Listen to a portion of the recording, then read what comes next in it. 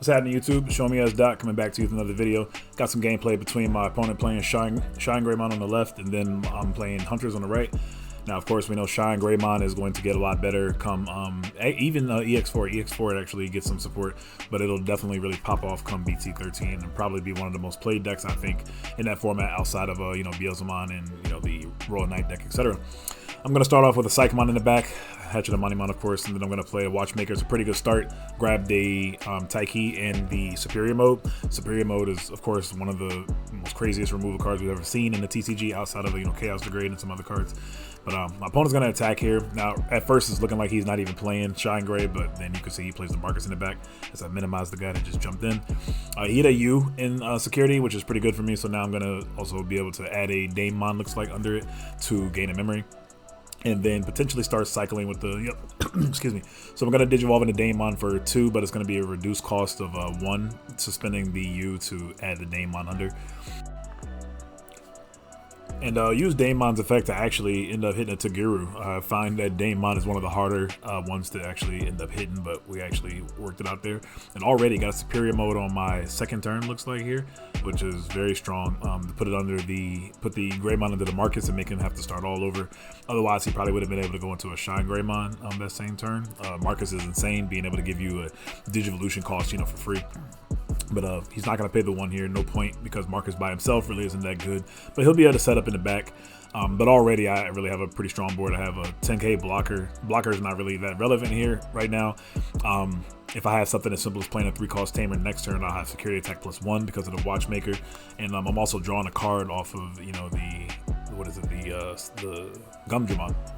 Inheritable, and if it dies, if it happens, because 10k is not that big, if I die into security, I'll also draw another card off the Moneymon. I'm gonna use U effect to put in the Kakimon on the U and gain another memory and Digivolve a Psychomon in the back.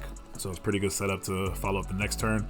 Turn probably not gonna be too big. I also have to keep in mind that he only has okay, so yeah, I did do that play I was talking about. Play the Taiki, and then we're going to suspend the Watchmaker. Since I have 4 Tamers, doesn't matter if you have different colors or not, but 4 Tamers, giving the Digimon with save Security Attack +1. Then at the end of the turn, I'm going to get another 2 checks. So if I don't die on this first check, I don't care if it dies on the second check, because then I really have an easy lethal next turn. So he does not have a memory tamer, but however he has a Tai and Kari, which will at least give him 1 memory because he has 3 or less security. I'm going to Digivolve into Dracmon, or not Digivolve, what's the word? Cross into Dracmon for 2. I don't think I put any cards under, but that card is really nice because I've found that once you get out 1 of each tamer, you really don't care about having more of any, the rest of them. So they start clogging in your hand, and Dracmon's such a good card to be able to cycle, put the tamers to the bottom, and yeah. So he's too far behind on this game. He's gonna scoop it up and move on to game 2. So as y'all can see, sometimes the Hunter deck really pops off very early depending on how many Tamers it gets out, and then sometimes it's a do-nothing deck for a while, then all of a sudden it explodes in the mid to late game. There's one thing that, I like it about the deck. You have to really be very resourceful when it comes to, putting cards under, and especially when you have your level 5s out, because your level 5s cannot save, so it's definitely something to be wary of. I'm going to have a pretty good start here again. Use the Shoutmon. Shoutmon's probably my favorite card in the deck because it allows you to celebrate getting the Tamer out for free, which is very, very powerful. And I'm going to use Taiki immediately to add a Digimon under to cycle and draw a card. I'm going to swing with the, the Gumdramon, and it's going to die. Make sure you always draw a card first, too, with the Moneymon, because if you save the Digimon under, that means it never technically got deleted, and then you won't be able to draw for the Moneymon first, the egg. So definitely be careful of that. Going to play Watchmaker. Watchmaker can grab a card with Hunter in his name, pretty much the Tamer, and then any Digimon with save in his deck, so definitely something to be aware of. And I did die in security, that's fine though, and I'm going to play the Clockmon. Clockmon's going to give him a good bit of memory here though this turn, so he's definitely going to be able to pop off, as he has a nice setup with the Geo Gray and the Marcus. So he's going to gain a memory, Digivolve into the Rise Gray, Digivolve into Rise Gray X. He's going to play out another Marcus, and he's going to burn my Clockmon. He's going to die. He's going to attack with the Marcus, and then Digivolve into ShineGrey for free. And my security is like minus a good bit, but 15 is pity. I think it's -6. But the Quartzmon is like 9k still, so it actually still kills the Marcus. But one of my favorite parts about the ShineGrey deck is that you pretty much heal the Marcus on top, so it's a different way of healing than yellow normally heals, which I really like about it. The Rise Gray Inheritable is what allows, when your Marcus would be deleted, you can add it to the top of your security, so it's pretty nice. And here he's just gonna play a Agumon X Antibody. Agumon X Antibody is just here just to search a Greymon. You don't play any X Antibody, the literal white option card in this deck, because there's no X Antibodies to play. So I wonder if there's a ShineGrey X Antibody. That'd be crazy. I don't think there is, but that'd be kind of cool.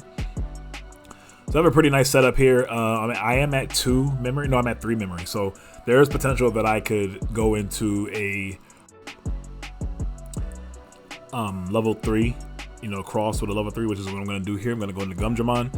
Gumdramon's own play allows you to take a Digimon with save and put it under one of your tamers and then draw a card, so another card to cycle.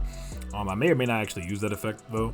I am at 1, so I did evolve into the Arrestramon, which is one of the bread and butter plays this deck does. This is what allows you to have Rush without having to have a Digimon in the back. A Suspend Taiki to make the Digivolution cost 1 versus 2, so I still don't pass turn.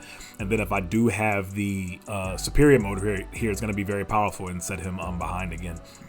Because, well, no, I lied. I'm sorry. I can only actually take out his Agumon. I can't actually get rid of his ShineGrey because you have to have a tamer of each different color. This is where the different colors matter for superior mode, in order to put a level 6 at the bottom of his tamer or another Digimon.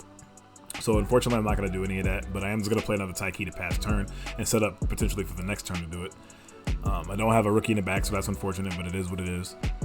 And yeah, he actually just has a lot of pressure with the 2 Marcus, and it's unfortunate that I had attack into security knowing it was a Marcus, and there was just no way of coming out of that. With the fact that ShineGrey gives security attack +1 to both Marcuses, the game was just over. And Hunter has a very weak security. Outside of the 15k Quartzmon, there just wasn't a lot I can do, and I needed another turn to set up. And unfortunately, I didn't have 3 tamers, what I was trying to get out earlier.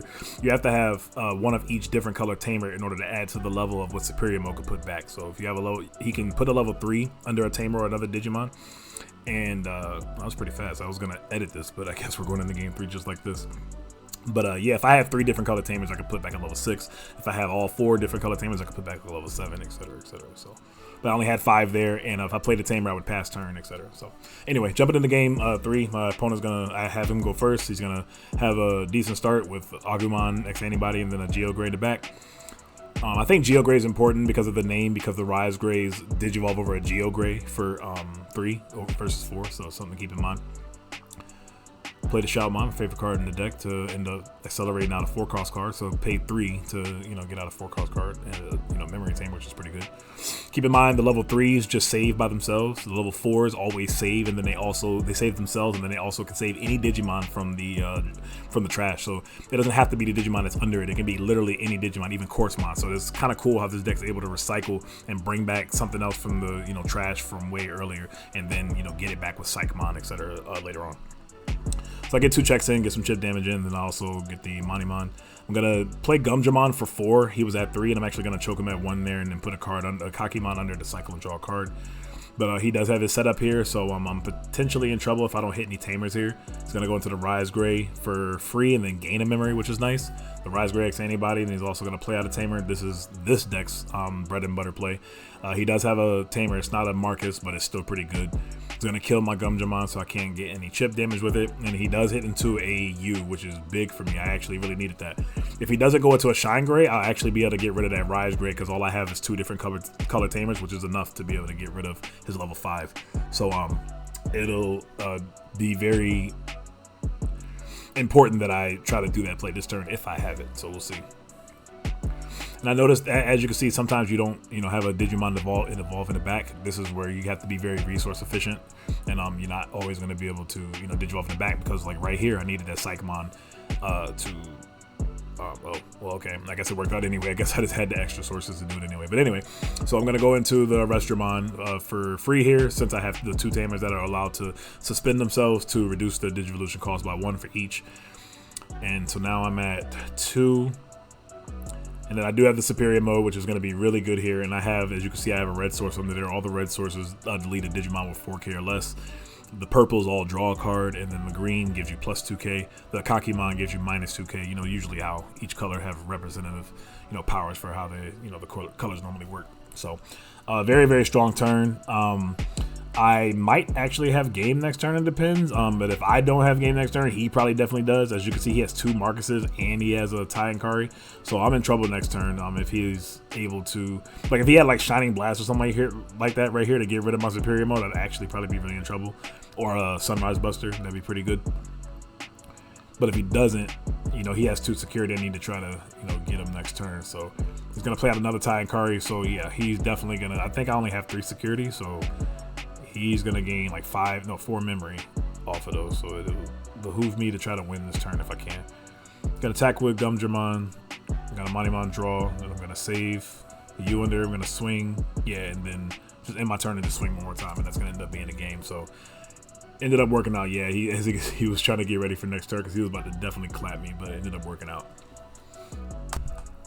And that's gonna do it for my first you know, gameplay video of BT12. So be looking forward to some more BT12 coming, or content coming up soon. I have Beelzemon, I have Red Hybrid built, I also have what else do I have? Oh, Raid Wargrave built as well. So I got a couple of decks to showcase on here, and then hopefully get some other people with some different decks so you can see some different matchups and how, you know, they fare in this current format. Of course, we know Beelzemon is one of the best decks, if not the best deck in the format, so you probably want to tailor picking your deck around can it compete with Beelzemon. If it can, then, you know, obviously it's probably a solid pick. Going into regionals, then we have Ultimate Cups coming up where Beelzemon is still like a very strong deck, and along with Red Hybrid, Old Force Vigramon, etc. But we'll cross those bridges when we get to it, and then we'll talk more about BT12. Let me know down in the comments what deck is your favorite deck in BT12 currently going into the regional season. I'll be participating in the May 27th regional, so if you are entering that tournament, good luck to you, and let's get that invite for nationals next year.